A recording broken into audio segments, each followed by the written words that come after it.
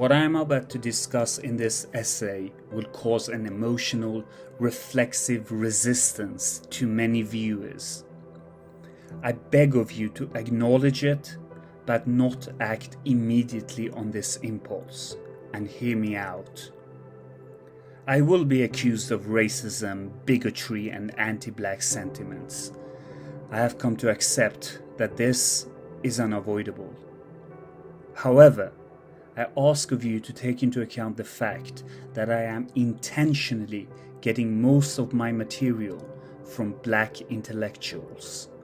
The Great Thomas Sowell, Shelby Steele, Walter Williams, Coleman Hughes, Jason L. Riley, Ayaan Hirsi Ali, John McWhorter, Glenn Lowry, Carol Swain, Thomas Chatterton Williams, and Camille Foster. In fact, several large parts of this essay are stolen and retold verbatim from these towering intellectuals, and my role here is mostly that of an aggregator of data. I hope that this will provide reason for pause. Amir Pars, London, July 24th, 2020. Part 1. Introduction. The Storm. There's a storm over the West. Its purpose, to the extent it has any, is to divide and destroy Western culture, and in its arsenal are lies, bullying, and a hectoring. It blurs any sense of direction, distorts clarity of vision, and corrupts reality. In this essay, I hope to clear some of the path forward by exposing the charlatans lurking in the storm to daylight, hoping their malignant powers are weakened by its disinfectant. Unfortunately, I am too late, as these fraudsters have already achieved critical milestones in their quest to destroy the foundation of our societies. Every day they subjugate all adherents, many of whom voluntarily kneel before their oppressors to receive flagellations and unquestionably obey their overlords. But if this essay helps just one person to question the elements within their fatuous dogma, I am deeply grateful. In this essay, I will be presenting facts, cite statistics, and dissect the ideology being forced on us. I will present truths that, inconvenient though they may be, are the only paths to harmony between the races. My ambition is not to lead anyone, but to clear some of the path distorted by the storm, in the hope that the viewer can navigate a way forward. Part 2. The History. As the current anti-racist movement, spearheaded by Black Lives Matter, has its origins in America and is exported to Western Europe, I will focus my attention on the US. America also has the best known history of racism, exemplified by the fact that the mere mention of the word slavery recalls connotations associated to the evils committed by white Americans until 1865, when the practice was outlawed by the 13th Amendment. This despite the fact that slavery has been a universal in most societies in human history for millennia prior to the creation of America and for centuries after, from the Persian and Ottoman Empire to modern-day Libya. In fact, what makes America unique and in many ways morally superior is the lengths to which it went to end the malignant practice. A brutal civil war costing the lives of over 600,000 of her citizens, majority of whom were white. This was the price America as a nation paid to right its moral sins. Of course, the racist oppressions of blacks did not end with the abolition of slavery, and policies such as redlining, Jim Crow, and voting suppression continued to be practiced, reducing blacks to second-class citizenships, and were in place until a century after slavery had ended. The freedom that had led to America becoming the most powerful and prosperous nation on earth wasn't afforded to blacks, and they stood outside, looking in at their own country as it amassed enormous levels of wealth and strength. But at the height of the Vietnam War, something truly unique in human history started happening. America was forced to confront her own hypocrisy. The claim of fighting for the freedom of people 8,000 miles away while not extending those same freedoms to people at home became the first scene that opened, swiftly unraveling the entire enterprise that had been in place until then. Led by mighty people like Medgar Evers, John Lewis, Bayard Rustin, James Farmer, Rosa Parks, and, of course, Reverend Martin Luther King Jr., the civil rights movement held up a mirror to the hypocrisy and duplicity of segregation, anti-constitutional voting practices, and the plight of blacks. This movement gained support from white citizens who had become disillusioned with the promise and ideals of America, having seen her betrayals in practice. Simultaneously as the civil rights movement was ongoing, a new force entered the zeitgeist, that of anti-Americanism and subsequently anti-Westernism. For this faction, the ideals of America were not moral positives that had been inaccessible for people of different race, but they were themselves immoral and needed tearing down.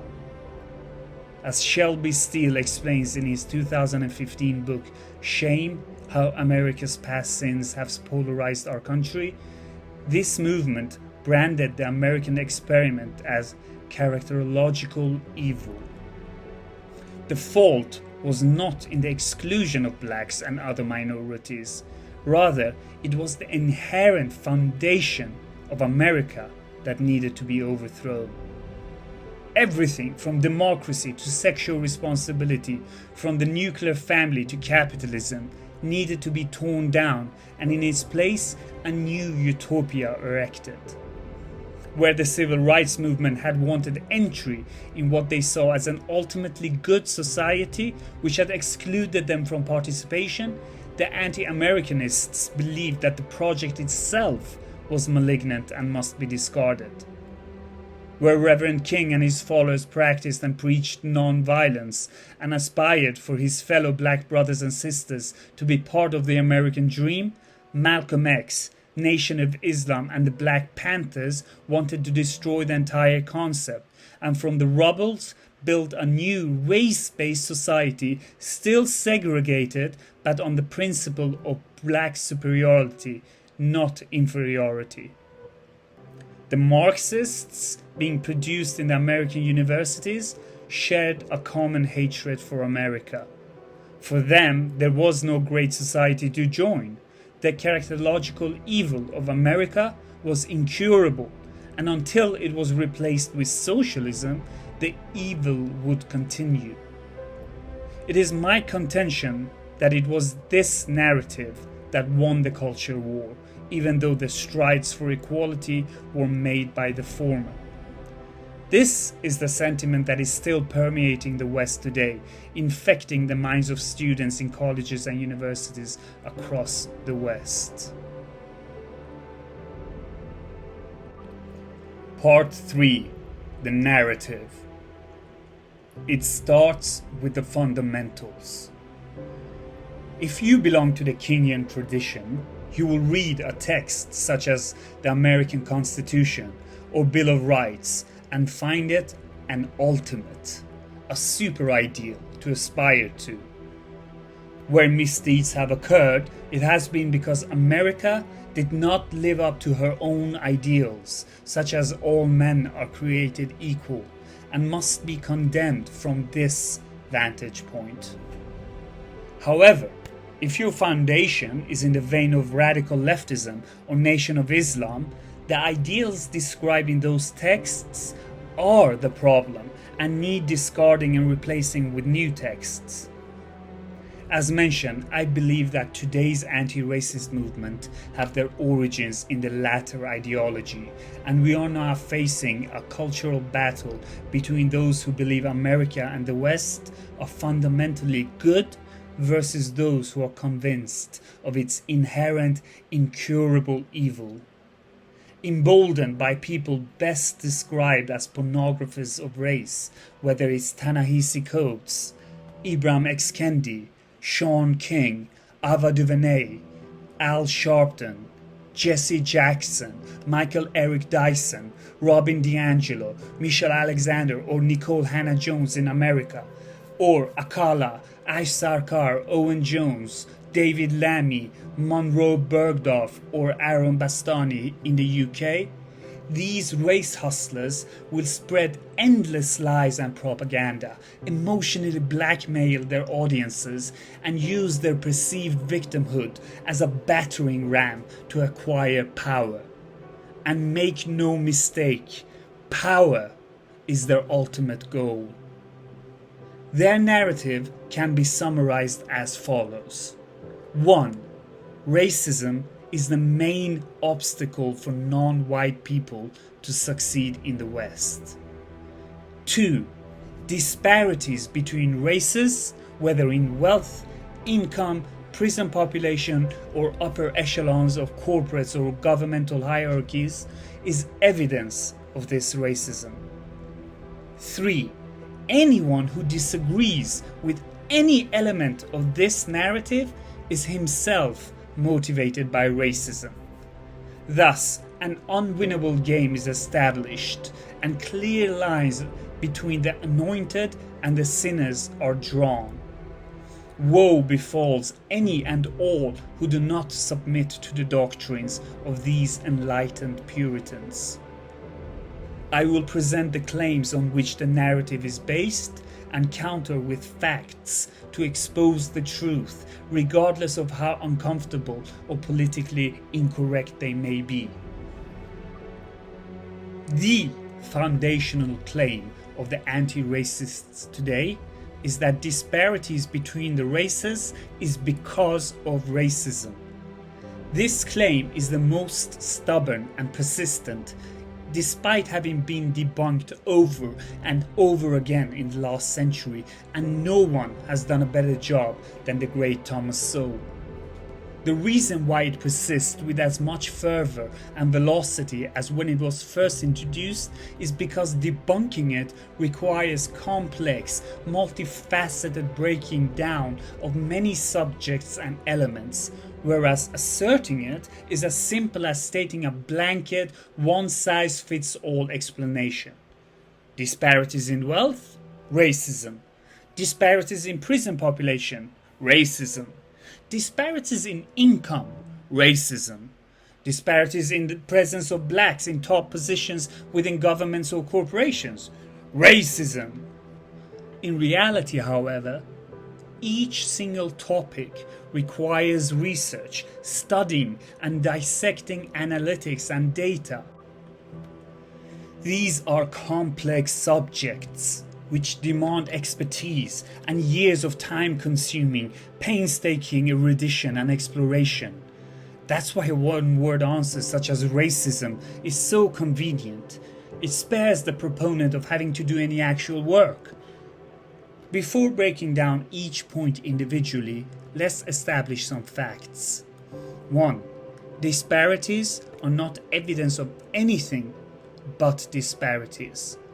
They don't explain themselves, and there are endless number of reasons behind gaps between people. 2. At no point in human history, in no place on earth, has two different demographics had parity. Expecting people with different culture, values, histories, practices, backgrounds, average ages, abilities, or skills to achieve equal results is delusional. 3. Facts do not adhere to ideologies. One's worldview must be guided by truths, regardless of how inconvenient they may be, not the other way around. With this in mind, Let's break down the arguments one by one. Argument number 1. The wealth disparity between white Americans and black Americans is tenfold. This is because of racism. Perhaps the most persistent and common argument of all, most recently popularized in the viral video Systemic Racism Explained, this assertion is often considered a knockdown argument for racism. The reality, however, is far more complex. The first thing to notice is that although the wealth gap is this large, the income gap is nowhere near as extreme. Let's plant a flag here for a second and return to this point a bit later. Another critical factor is that the median black American is 10 years younger than the median white American. Most common age among whites is 58 years old. Among blacks, it's 27, less than half. This is a crucial detail. Younger people, regardless of race, are far less likely to have the experience and work history to have advanced in their careers, to be in leadership positions where they can demand higher salaries and accumulate wealth to pass on. The third determining factor, and one which I will return to repeatedly throughout this video, is the composition of the family. Here's Barack Obama explaining.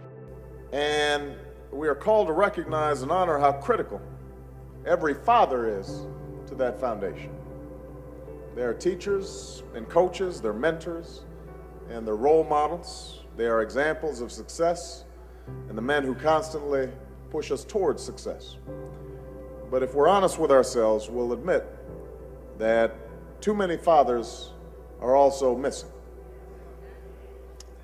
Too many fathers are MIA.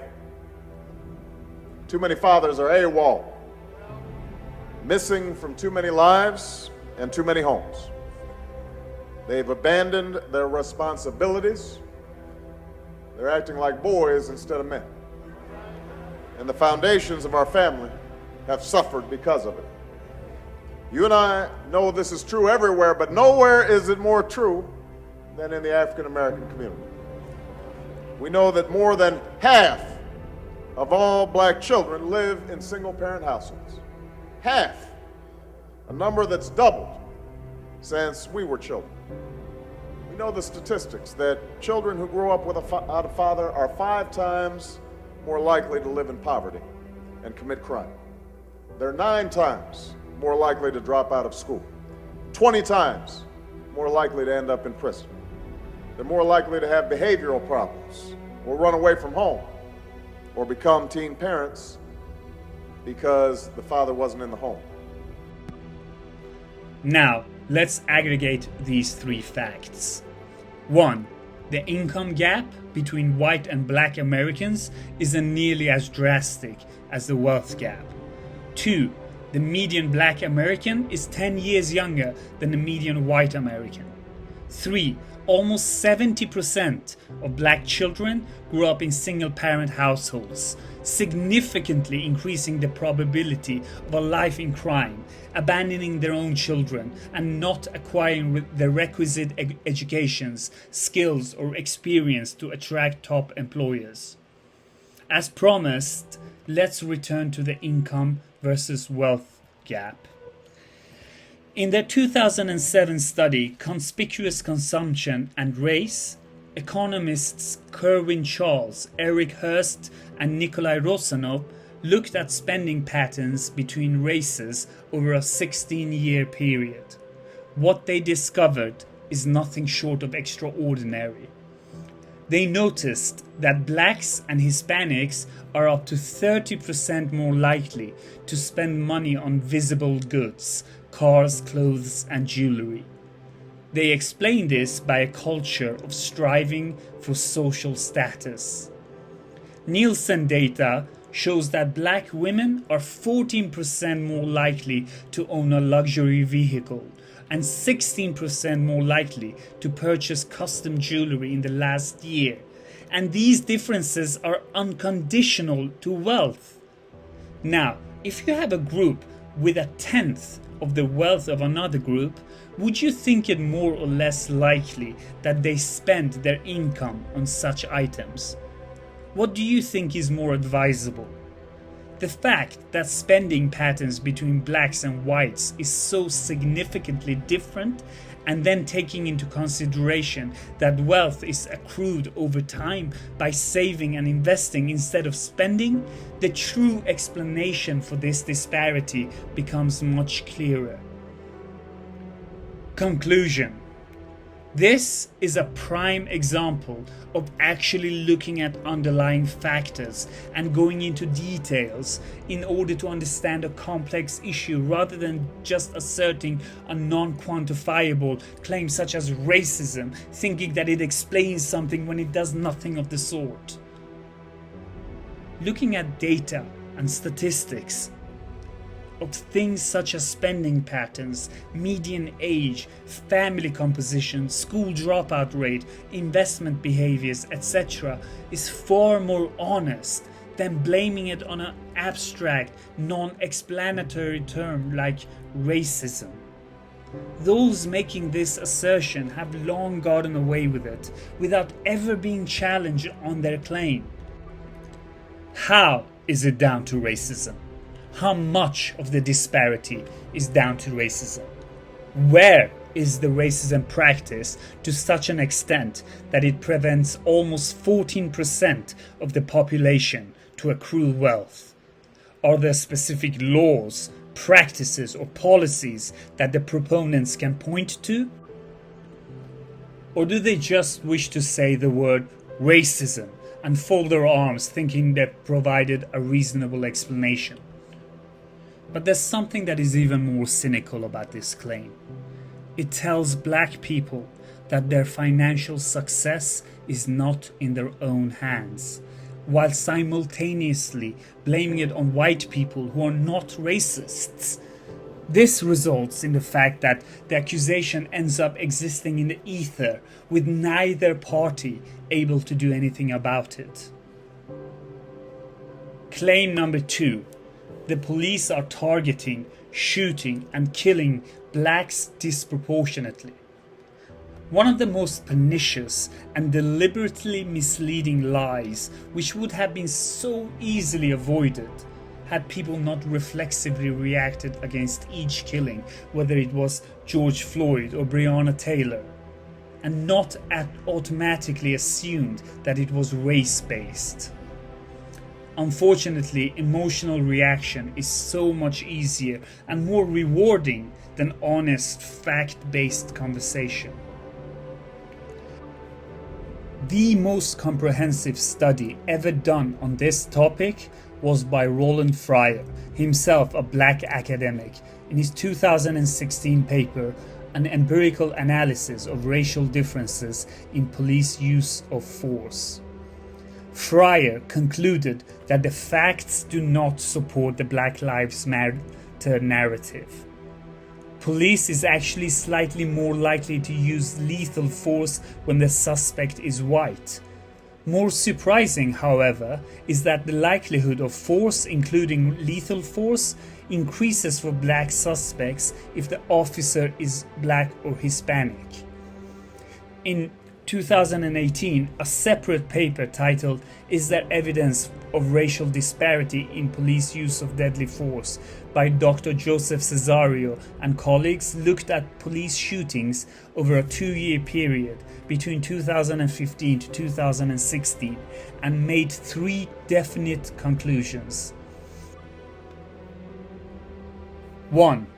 There is no evidence of systematic anti-black disparities in overall fatal shootings. 2. There is no evidence of systematic anti-black disparities in fatal shootings of unarmed citizens. 3. There is no evidence of systematic anti-black disparities in fatal shootings involving misidentification of objects as weapons. Great news, surely? Not so. These facts threaten the existence of the institutions and people who have made their entire careers based on the false notion of black victimhood by the hands of police, as well as a dishonest media whose viewership or readership and clicks is contingent on not reporting the truth but to cause sensational uproars. In 2019, there were 55 unarmed people shot by the police. 14 were black, 25 were white. The likelihood of being shot by police when unarmed is as high as being struck by lightning.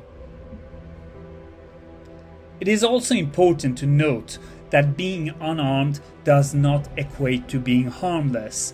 The vast majority of shootings occur when the victim charges at an officer, who may lose his gun in a struggle and make the suspect more dangerous to the officer himself as well as his or her surroundings. The best example of this is the shooting of Michael Brown in Ferguson, Missouri, which spawned the Black Lives Matter movement and the narrative of hands up, don't shoot. The claim has been that Officer Darren Wilson shot Michael Brown as the young black man had his hands up in the air, pleading with his eventual executioner not to shoot.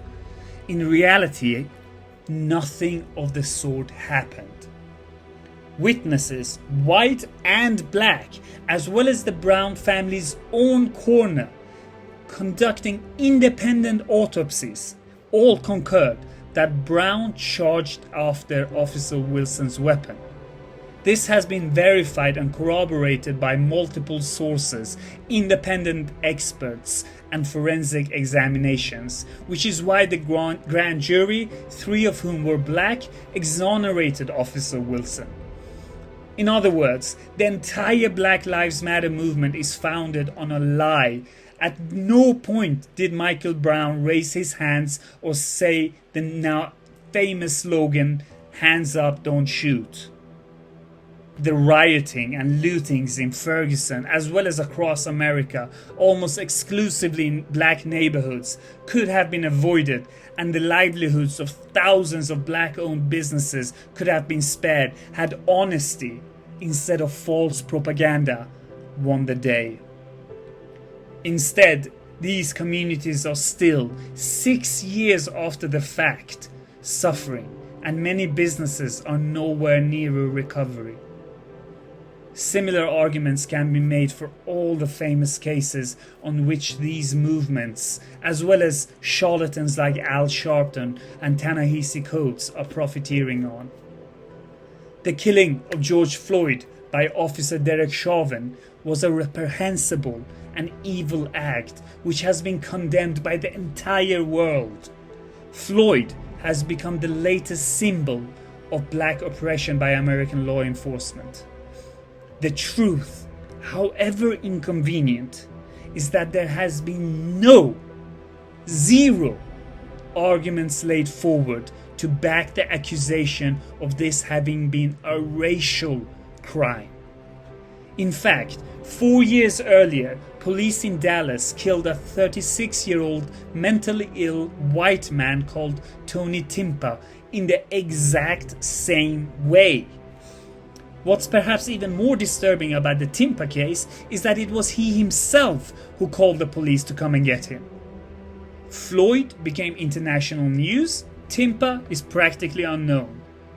The case of Breonna Taylor is incredibly disturbing. While sleeping in her bed next to her boyfriend, the police conducted a no-knock search into her apartment, believing it belonged to someone else. Taylor's boyfriend, fearing it may be intruders, fired shots at the officers, who shot back, and during the exchange, one officer was wounded and Taylor was tragically killed. This happened on the 13th of March 2020.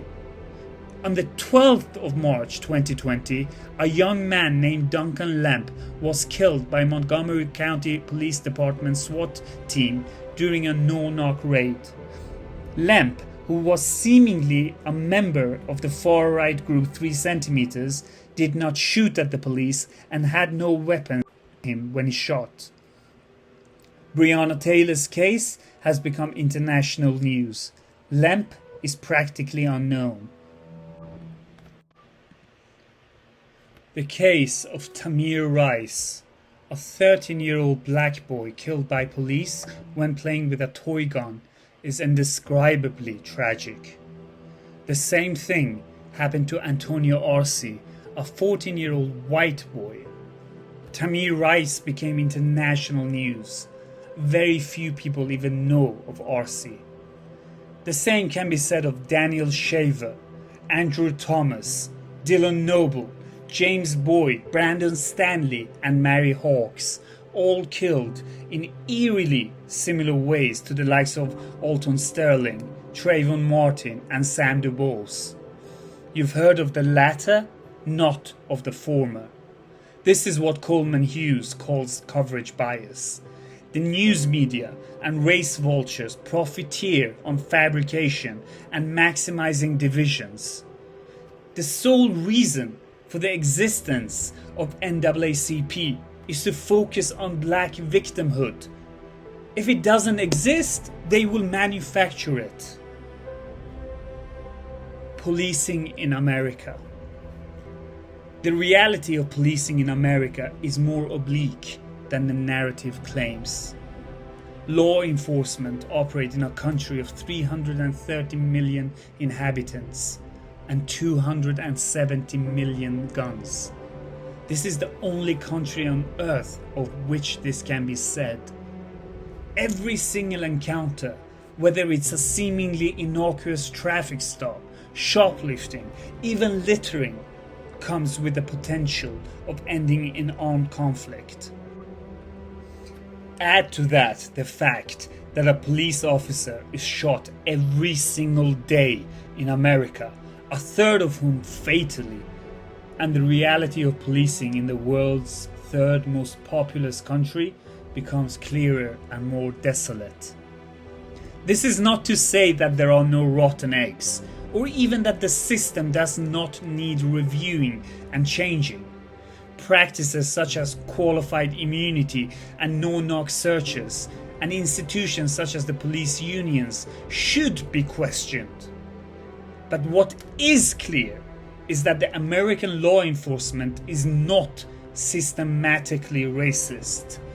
20% of American law enforcement is constituted by blacks, Hispanics, and other minorities, many of whom are chiefs of police. This is just not reconcilable with the notion of a racist institution. Claim 3. Disparities in prison population proves racism.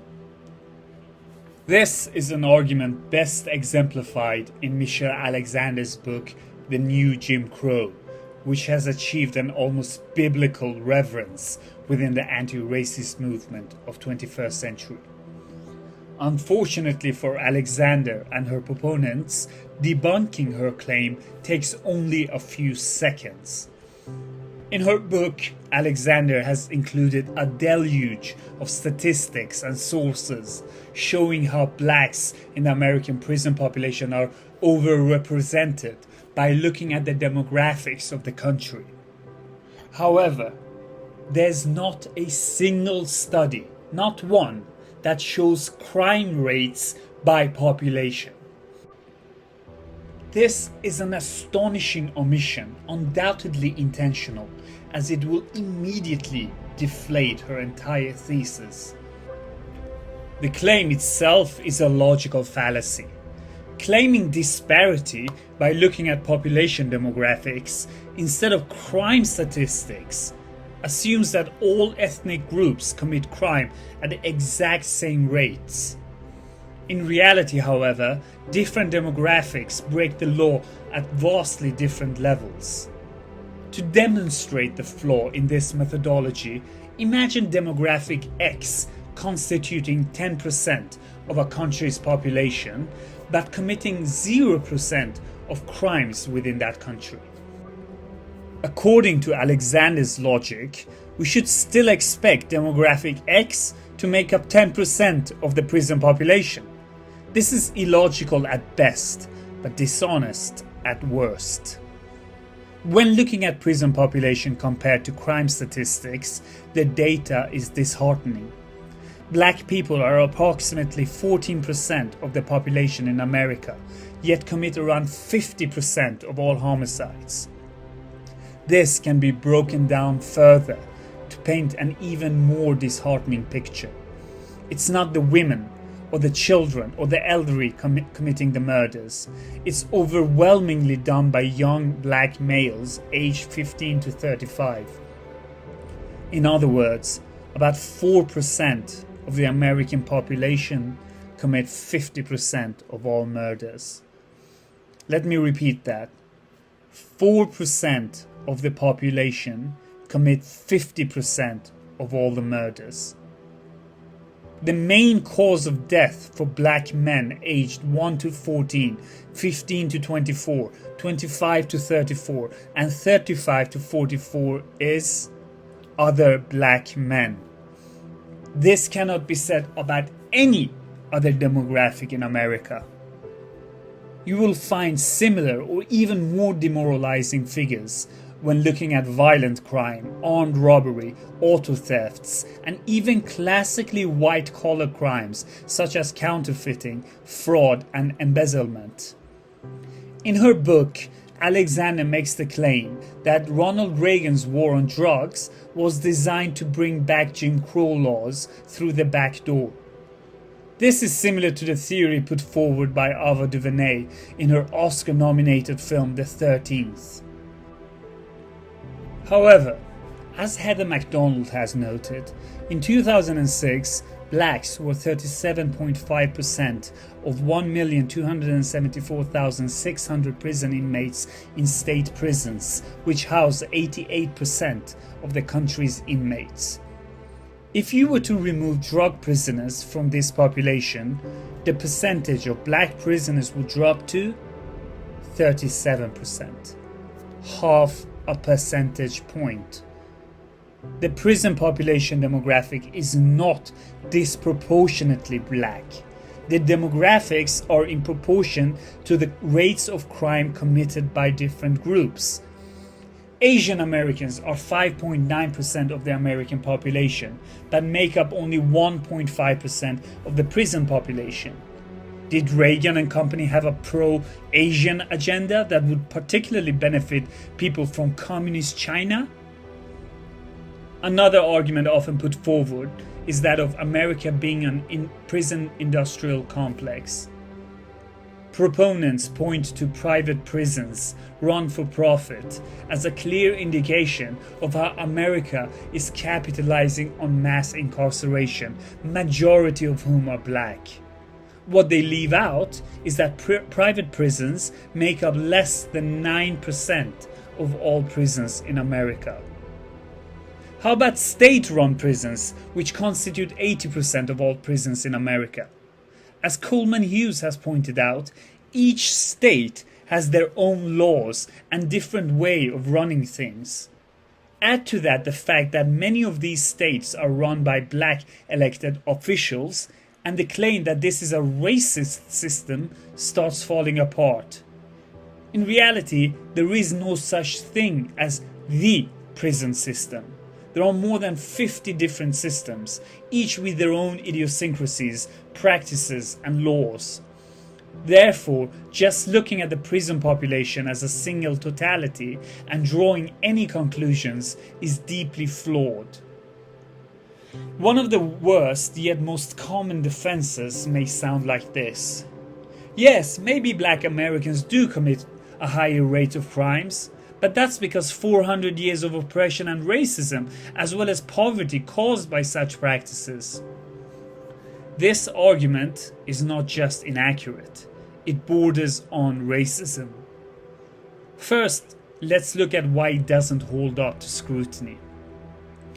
During the height of racism and discrimination, when Jim Crow laws, redlining, and state-sponsored racism were practiced, black American crime rates were nowhere near the numbers we see today. That alone debunks the claim that it is racism or slavery that caused such behaviors. unless someone wishes to claim that America is more racist today than before the civil rights movement made such enormous strides. But then they have an insurmountable burden of proof. How about other groups who were subjected to racism and suffered from poverty? From Coleman Hughes' article, Black American Culture and the Racial Wealth Gap. Starting with the California Alien Land Law of 1913, 14 states passed laws preventing Japanese American peasant farmers from owning land and property. These laws existed until 1952, when the Supreme Court ruled them unconstitutional. Add to this the internment of 120,000 Japanese Americans during World War II, and it's fair to say that the Japanese were given no bootstraps in America. Nevertheless, by 1970, census data showed Japanese Americans out-earning Anglo-Americans, Irish Americans, German Americans, Italian Americans, and Polish Americans. For Asian Americans on the whole, an analysis of wealth data from 1989 to 2013 predicted that their median wealth soon will surpass the white median level. If wealth differences were largely explained by America's history of favoring certain groups over others, then it would be hard to explain why Asian Americans, who were never favored, are on the track to become wealthier than whites. In the same article, Hughes also takes on the assertion that slavery is a cause for black poverty as well as white wealth, by pointing out that the southern states that practiced slavery are today markedly poorer than their northern counterparts who didn't indulge in such actions. The exact same trends can be observed in Brazil, where formerly abolitionist southern region has been and continues to be wealthier than the formerly slave-owning northern regions. Or how about the nation-state of Singapore, which was raided by Portuguese colonizers and later by British settlers, yet today is wealthier than both European countries? Or how about Jewish Americans? The most persecuted people in history were not spared anti-Semitism in America, targeted by the same KKK as blacks, subjected to restrictive real estate covenants preventing Hebrews from living in particular neighborhoods, not to mention the influences of Henry Ford, Walt Disney and Charles Lindbergh on the culture, which cannot be trivialized. Add to this the pogroms and of course the Holocaust, and one cannot reasonably make claims that the Jewish people had any privileges afforded them. Yet Jewish Americans are today one of the most successful ethnic groups in America. And finally, if it is in fact racism that is preventing blacks from succeeding in America, then what would explain the enormous success of black immigrants? Already in the 1970s, when racism was far more prevalent than today, black Americans from the West Indies were out-earning African Americans by 58%. These people had the same history of slavery as the African Americans. They often came to America with nothing but the clothes on their back, yet within one generation, they were out-earning even some white groups. Today, according to Nielsen's report, increasingly affluent, educated and diverse, African American consumers, the untold story. Caribbean immigrants earn on average 30% more than black Americans. Racism and slavery are no reasonable explanation. But as mentioned, the argument is also racist. It says that black people can't help but be criminals because of their history of oppression. Insinuated within the argument is the idea that blacks have been deterministically programmed to be criminals by white oppression and have no personal agency to help themselves. If you blame black crime on determinism programmed into them by white people, then you have to explain why the majority of black people don't commit crime. And you must explain why the overwhelming majority of those who do are young men who did not experience slavery, Jim Crow, or redlining. And why do black women not commit crime anywhere near as much? And you have to explain how slavery, which was abolished in 1865, and Jim Crow, which ended with the Brown versus Board of Education ruling in 1954, or discrimination based on race, which was made illegal with the ratification of the Civil Rights Act in 1964, is causing children to kill their contemporaries over sneakers. Conclusion.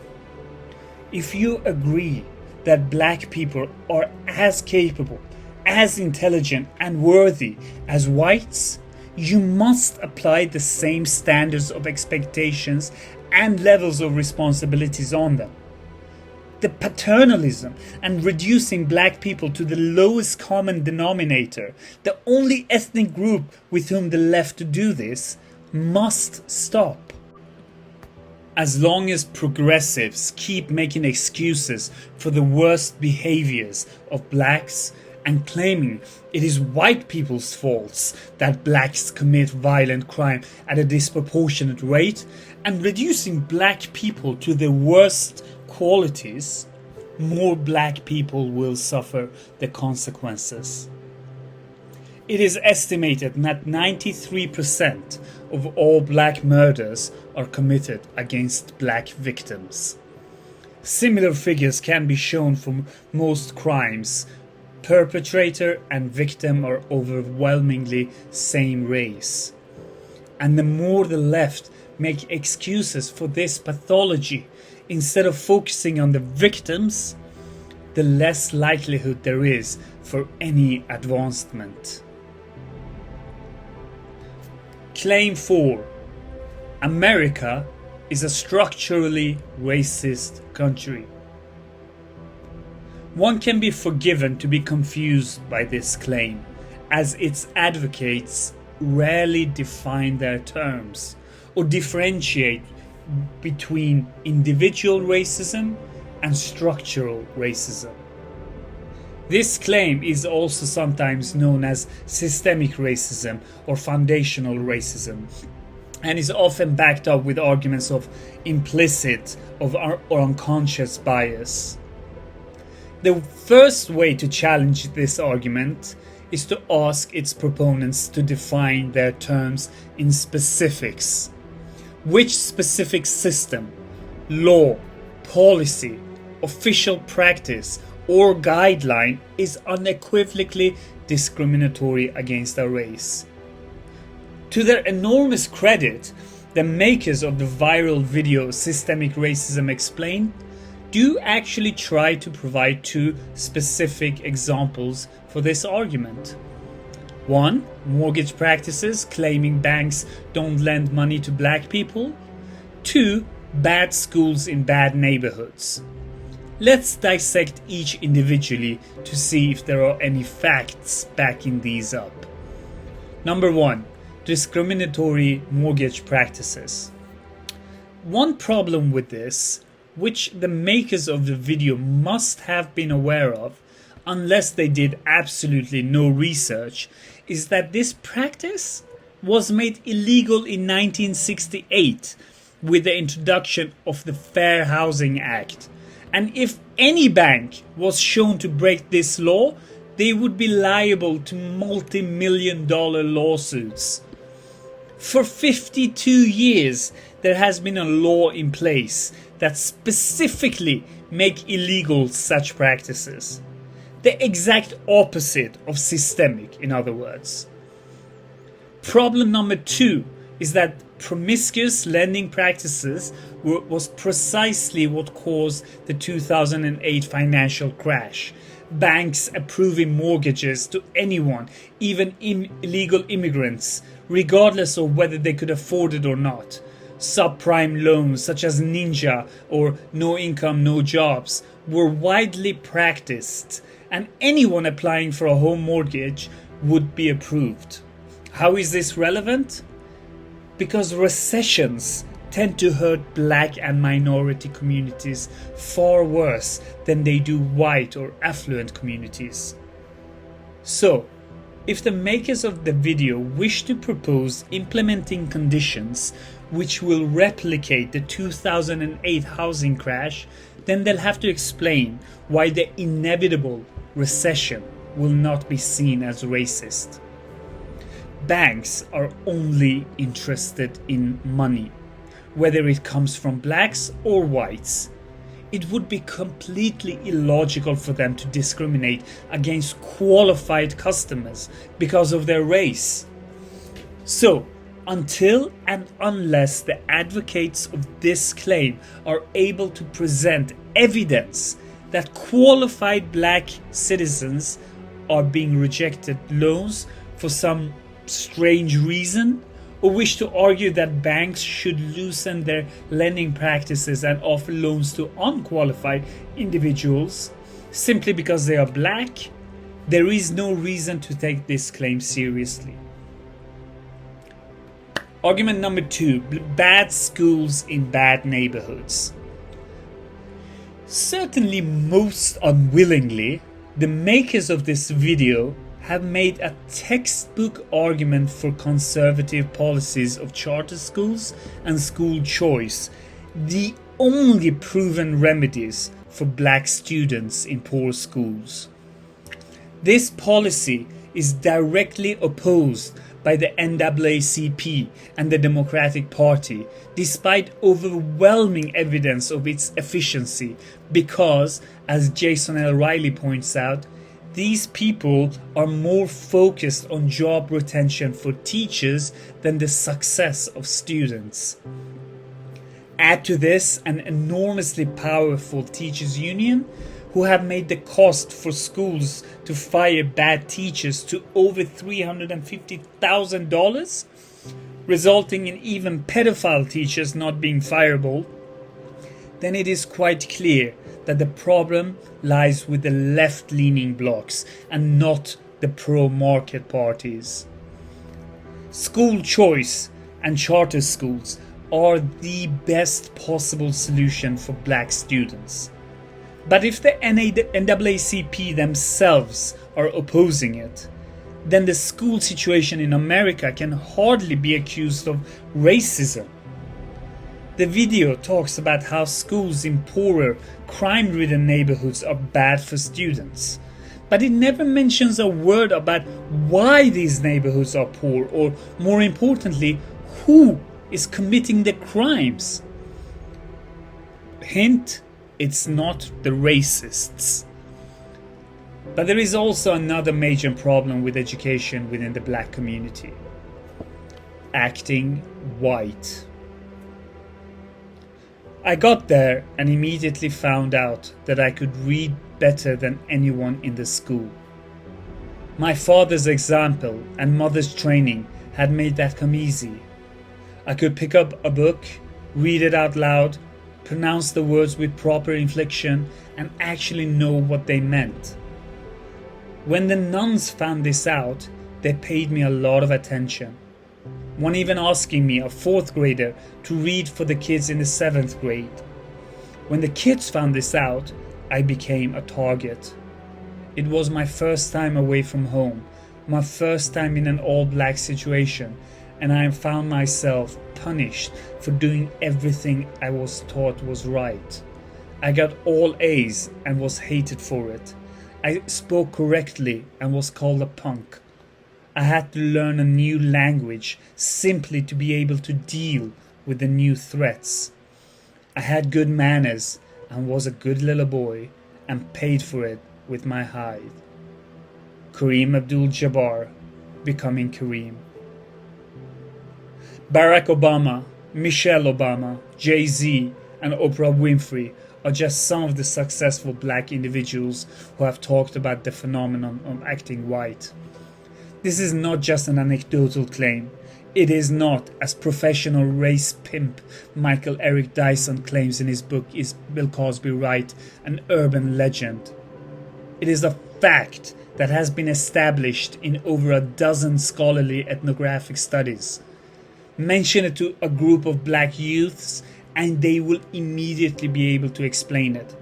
Being good in school, talking standard English, hanging around the white kids, doing homework, and striving to do well academically, not wearing low-hanging trousers or oversized t-shirts. Perhaps the most conclusive evidence for this phenomenon is chronicled in the research of John Ogbu, professor of anthropology from University of California, Berkeley, in his groundbreaking book Black American Students in an Affluent Suburb. Ogbu and his team of researchers were invited by the black residents of Shaker Heights, Ohio, an affluent Cleveland suburb, to examine the black and white achievement gaps in their community. Roughly a third of the town's residents were black, and their school district was divided equally along racial lines. Yet the black kids trailed behind their white counterparts in every measure: test scores, grade point averages, placement in high-level classes, and college attendance. Black students were receiving 80% of the D's and F's. Nationwide, black scores on the SATs and other standardized tests are far lower on average than those of whites. By the end of high school, the average black student is several years behind white kids in reading and maths. The usual explanation of this is class and inequality. Blacks don't perform as well as whites because they come from a lower socioeconomic background and their schools have fewer resources, goes the argument. What Ogbu found is that this problem transcends class and persists even among the children of affluent black professionals. None of the versions of the class and inequality argument can explain why black students of similar social class and backgrounds residing in the same neighborhoods and attending the same school don't do as well as white students, wrote Ogbu. Even when adjusting for socioeconomic backgrounds, one still sees that black students at every class level perform less well in school than their white counterparts. Ogbu and his team of researchers were given access to parents, teachers, principals, administrators, and students in the Shaker Heights School District, which was one of the country's best, and he concluded that black culture, more than anything else, explained the academic achievement gap. The black kids readily admitted that they didn't work as hard as whites, took easier classes, watched more TV, and read fewer books. A kind of norm of minimum effort appeared to exist among black students, wrote Ogbu. The students themselves recognized this and used to explain both their academic behaviors and their low academic achievement performances. Due to peer pressure, some black students didn't work as hard as they should and could. Among their black friends, it was not cool to be successful, or to work hard, or to show you're smart. One female student said that some black students believed it was cute to be dumb. Asked why, she said it was because they couldn't do well and they didn't want anyone else to do well. Ogbu found that black high school students avoided certain attitudes, standard English, and some behaviors because they considered them white. They feared that adopting white ways would be detrimental to their collective racial identity and solidarity.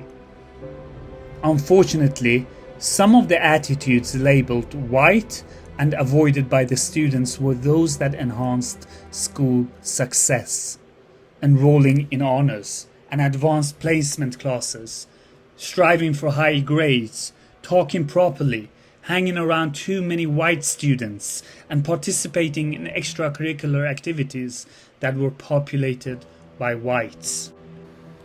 What amazed me was that these kids who come from homes of doctors and lawyers are not thinking like their parents. They don't know how their parents made it. They are looking at rappers in ghettos as their role models. They are looking at entertainers. Their parents work 2 jobs, 3 jobs to give their children everything, but they are not guiding them, Ogbu told the New York Times in 2002. Another critical area the video gets completely wrong is the claim that as affluent areas and poor areas invest significantly different sums through property tax into the school systems, it leads to an enormous discrepancy between schools in such neighborhoods. This claim dodges a plethora of policies implemented by states and federal government, such as Title I, created in 1965, or George W. Bush's No Child Left Behind initiative, to combat such discrepancies along with a multitude of other federal and state programs. These missions accomplished precisely what was intended, helping equalize the funding of poor and affluent districts, according to Andy Smarik in his book The Urban School System of the Future, Applying the Principles and Lessons of Chartering. As of 2004-2005 school year, America's highest poverty district had per student revenues virtually equivalent to the nation's lowest poverty districts, Smarik continues. In conclusion, the viral video Systemic Racism Explained is misleading and inaccurate in the arguments that the makers put forward. 1. Discriminatory lending practices are illegal and have been since 1968, making it the exact opposite of systemic. And 2. The school districts in poor neighborhoods are not less funded than those in affluent neighborhoods. So, if neither argument holds water, what does explain the current disparity between whites and blacks? Can we talk about culture? One does not feel at ease when dubbing a destructive culture black, as it suggests racialist inferiority. But there's not a single person who wouldn't know what is referred to when topics such as gangster rap, snitches get stitches, gang violence, acting white, bitches and hoes, glorification of drugs, particularly cannabis, and drug dealing, and dedication to antisocial behaviors are brought up. The battle rap scene, for example, is exclusively built on who can brag about having most guns, who can most cleverly describe murdering his opponent, who has most credit in the street, who has spent most time in prison, who has dealt most drugs, who has stabbed most people, who has slept with most girls, and so on. White battle rappers are often ridiculed for being studious, coming from 2-parent households, not having the black experience, not being street, and never having served time.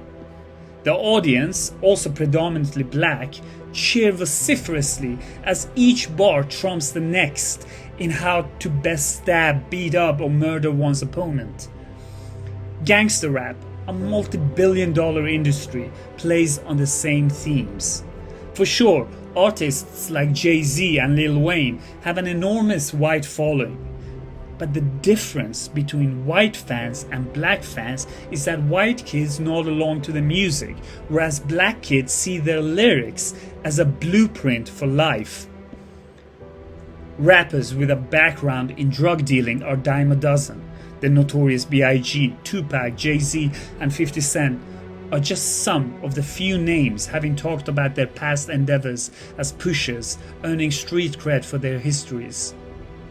This may seem trivial to many viewers, but a 2008 Pew poll showed that 71% of blacks agreed that rap has a bad influence on society.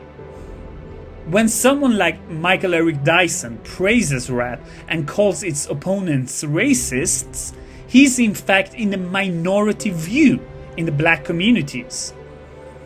Any culture that not only endorses but positively encourages drug dealing, thug life, gang violence, antisocial behaviors, and reaffirms victimhood mentality, racial separationism, and the philosophy of society being structured against the progression of a people based on their race, despite its artists being the perfect evidence of the opposite, will produce disciples who believe it to be true. Rappers have at their best been a beacon of light, shining on the injustices in society and their own communities. Tupac's Dear Mama, maybe the greatest rap song of all time, is a heartfelt tribute and celebration of a single mother, herself once a crack fiend, raising 2 children on welfare while his coward father was missing. The theme is ever present in hip-hop. From greats like the aforementioned Jay-Z to Jules Santana, the pain of missing fathers is one rappers know their black audiences will relate to. Sociologists, anthropologists, psychologists, and criminologists concur. The absence of a father figure is one of the most detrimental threats to a child's future well-being. From psychological challenges to rates of school dropouts, poverty, criminality, teenage pregnancy, drug abuse, absent fatherhood is far more decisive than any policies enacted by public officials. Anthropologist Margaret Mead said, "The ultimate test of any culture is whether it can successfully socialize men to willingly nurture their children." This is an uncomfortable truth because it places the responsibility on blacks rather than blame on whites, and is for this very reason rejected by race hustlers who profiteer on promoting racist conspiracy theories. More on this in part 4. Don Lemon, the very progressive host of CNN Tonight, had an uncharacteristic moment of honesty when, in 2013, he agreed with former Fox News personality Bill O'Reilly about absent fathers, and even said O'Reilly didn't go far enough in his criticism. Lemon proceeded to offer 5 things black people should adhere to succeed in society. The reason there is so much violence and chaos in the black precincts is the disintegration of the African American family. He's got a point. In fact, he's got more than a point. Bill? Raised without much structure, young black men often reject education and gravitate towards the street culture, drugs, hustling, gangs. Nobody forces them to do that. Again, it is a personal decision. He is right about that too. But in my estimation, he doesn't go far enough. Because black people, if you really want to fix the problem, here's just 5 things that you should think about doing. Here's number 5. And if this doesn't apply to you, if you're not doing this, then it doesn't apply to you. I'm not talking about you. Here's number 5. Pull up your pants. Some people, a lot of them black, gave me flack for saying that recently on the Wendy Williams show. If you're sagging, it means, I think it's your self-esteem is sagging, and who you are as a person, it's sagging. Young people need to be taught respect, and there are rules. Sagging pants, whether it's Justin Bieber or no-name Derek around the way, walking around with your ass and your underwear showing is not okay. In fact, it comes from prison when they take away belts from the prisoner so that they can't make a weapon. And then it evolved into which role a prisoner would have during male-on-male prison sex. The one with the really low pants is a submissive one. You get my point? Number 4 now is the N-word. For our generation, what we did was we took the word and we took the power out of that word. We took this word and we made it into poetry. I understand poetic license, but consider this. I hosted a special on the N-word, suggesting that black people stop using it, and that entertainers stop deluding yourselves or themselves and others that you're somehow taking the word back. By promoting the use of that word when it's not germane to the conversation, have you ever considered that you may just be perpetuating the stereotype the masser intended, acting like a nigger? A lot of African Americans took offense to that too, and I wondered if I gave the right advice. I really did. But confirmation came the very next day on my way home when I exited the subway on 125th Street in Harlem. This little kid in a school uniform, no older than 7 years old, he was crying his eyes out as he walked down the sidewalk with his mother. I'm going to be honest here. She turned to him and she said, "I'm sick of you. You act like an old-ass man. Stop all that crying, nigger." Is that taking the word back? Think about that. Now, number 3, respect where you live. Start small by not dropping trash, littering in your own communities. I've lived in several predominantly white neighborhoods in my life. I rarely, if ever, witness people littering. I live in Harlem now. It's an historically black neighborhood. Every single day I see adults and children dropping their trash on the ground when a garbage can is just feet away. Just being honest here. Number 2, finish school. You want to break the cycle of poverty? Stop telling kids are acting white because they go to school or they speak proper English. A high school dropout makes on average $19,000 a year. A high school graduate makes $28,000 a year. A college graduate makes $51,000 a year. Over the course of a career, a college grad will make nearly $1 million more than a high school graduate. That's a lot of money. And number 1, and probably the most important, just because you can have a baby, it doesn't mean you should, especially without planning for one or getting married first. More than 72% of children in the African American community are born out of wedlock. That means absent fathers. And the studies show that lack of a male role model is an express train right to prison. And the cycle continues. So please, black folks, as I said, if this doesn't apply to you, I'm not talking to you. Pay attention to and think about what has been presented in recent history as acceptable behavior.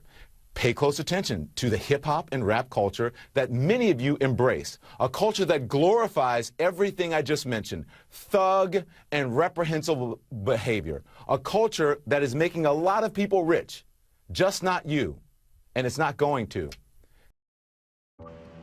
If even black ultra-progressives are willing to discuss culture, then why is it verboten and even racist for non-blacks to do so? Can we have an honest conversation about culture?